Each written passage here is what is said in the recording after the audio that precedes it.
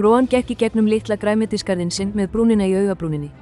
Hann leit upp á himininn, dökk ský söfnuðust saman og fann fyrir hnúti af áhyggjum í maganum. Hann hafði áhyggjur af komandi monsún, veltandi fyrir sér hvort hún myndi færa of mikla rigningu eða ekki nóg fyrir græmetið hans. Ó, ef ég geti bara stjórnað veðrinu, stundi hann og strauk hendurnar í gegnum hárið. Vitur afi hans, Chris Há, sá áhyggjufullt andlit Roan frá verundinni. Hvað er að angra þig, drengurinn minn, spurði Chris Há, röddin hans róleg og mild þegar hann sötraði jurtateið sitt. Roan útskýrði áhyggjur sínar vegna rigningarinnar og hvernig hún gæti eyðilagt uppskeruna hans. Ég get ekki sofið að hugsa það, afi, játaði hann og benti vilt á himininn. Afi Chris Há brosti vingjarnlega. Þú getur ekki breytt himninum, Roan, en þú getur hlúð að því sem er hér í dag, ráðlagði hann og benti á lítið beð af visnandi jurtum. Við skulum vökva þær og búa til einfaldan, ilmandi pottrétt. Roan stoppaði, kinkaði svo hægt kollinum. Hann eyddi næstu klukkustundi að vökva jurtirnar vandlega og uppskera ferskt grænmeti til máltíðarinnar.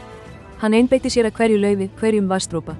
Þegar þeir elduðu pottréttin saman færði einfalda athöfnin rólega fríð. Stormskýin voru eftir en spenna Roan vegna þeirra bráðnaði og var skipt út fyrir hlýjuna í eldhúsinu.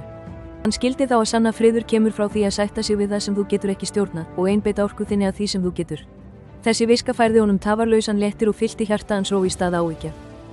Lífið kastar oft á okkur áskorunum sem við getum ekki breytt. Að finna innri frið þýðir að sætta sig við þau takmörk og bregðast við þar sem þú getur. Gerðu áskrifandi að Íslandi hefó líkaðu við og skrifaðu athugasemd til að fá fleiri hvetjandi sögur.